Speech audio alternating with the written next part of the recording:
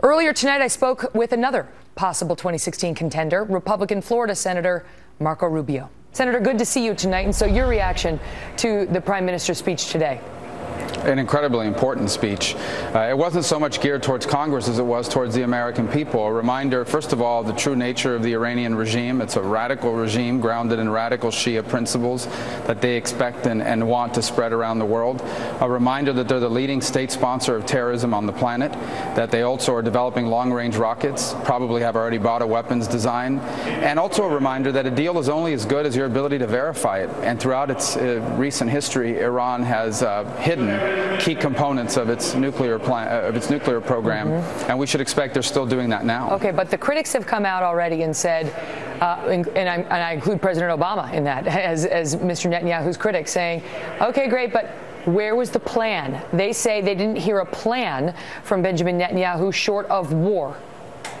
Well, that's not true. I think the plan is that Iran is presented with a choice. You can either have an economy or you can have a nuclear weapons program, but you can't have both. That's why sanctions are so important. By the way, it's important to remember that the sanctions that the administration now says brought Iran to the table to begin with are sanctions that they themselves opposed. Sanctions are important because without the sanctions, Iran has even more money to fund its nuclear program, its sponsorship of terrorism. Okay, but let me ask you about that because the critics on sanctions say, well, sanctions aren't really going to get the job done because Europe won't support them. Europe is so dependent on Iran and its oil that they can't get on board with our sanctions because they're too dependent on Iran. It takes strong American leadership to hold the international community together. That's why America's presence on this issue is so important. But when you have the President of the United States basically saying we have to do a deal, even a bad deal, because Iran is already so far along, of course the international sanctions are going to crumble. You know, some people look at this and say the only way we're going to rein them in is to get them to agree to restrain themselves. So why not try? Why not at least get them to put down in writing?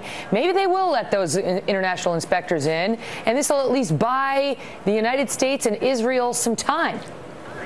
Yeah. The problem is, number one, they're not allowing the inspectors in right now. Even as we speak, even in the middle of these negotiations, they are impeding inspectors from moving forward. They've never been honest about the full plethora of programs that they have going on. We should expect to have a secret nature to that program now to begin with. They continue to sponsor terrorism all over the world. So what is it about them then? Is it the fact that they also oppose ISIS? I mean, today Netanyahu was saying the enemy of your enemy in this case is not your friend. It's also your enemy. But what is it then, do you think, that is driving the administration to so strongly push for this deal? I mean, it's very clear why they did not want Mr. Netanyahu to speak to make the powerful case that he made today. What is it? Why?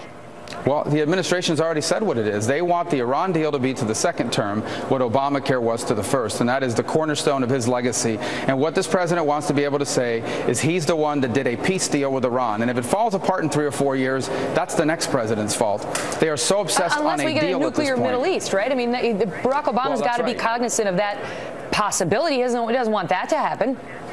Well, again, I think they're thinking about that'll be someone else's problem in 2 to 3 years. In their mind, they've made up their mind, and that is that they have to move forward on this no matter what. They're now locked into it, and they've made that decision. And unfortunately, I think it is going to lead to what you've just said, which is a nuclear Middle East. I think you'll see Egypt and the Saudis and others move forward on their own enrichment capability. And their argument's going to be, if an enemy of the United States can have enrichment, why wouldn't an ally like ours? And not to mention the Sunni Shia perspective in this as well. All right, let me switch gears with you, because there was a lot of news today. We just talked about it, about Hillary Clinton using exclusively a personal email account when she was Secretary of State. Her team, has come out and said, look, this is a non-issue. It's exactly the same thing Colin Powell did, which there are real questions about, but that's what they're saying. They're saying there's no there. Your take on it? Well, there may or may not be. Obviously, that's something that will have to be further examined. There are 2 theres that we have to look at. The first is using a private server outside the government system is extremely vulnerable to hackers and all sorts of foreign countries that can hack in and get secrets. You have the Secretary of State potentially transacting national business on an unsecured server or a private server, and that leaves our secrets, and not just that, but our strategies exposed to the Chinese and the Russians and other intelligence agencies. And the other is the State Department has a rule, because the diplomatic discourse and so forth is part of the archives of the United States. So that rule was clearly violated. Let me ask you this, another topic, because there's news this week that Barack Obama, who has already been criticized for executive overreach on a number of subjects, from Obamacare to immigration, is now considering tax hikes with his pen and his phone, bypassing lawmakers to just basically rewrite parts of the tax code, or at least enforcement mechanisms through the tax agencies and others, to raise taxes on corporations. And he thinks this may be a political winner, according to the White House, which says he's seriously considering it. What say you? Well, again, it goes back to the same pattern of a constitutional violation. They have lost total respect for the separation of powers, total respect for our system of government, and total respect for our Constitution. This is now a pattern, and a dangerous one, that's creating precedents for future presidents as well.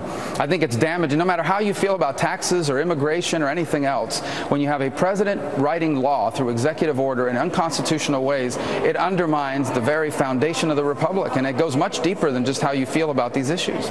Senator Marco Rubio, great to see you, sir. Thank you.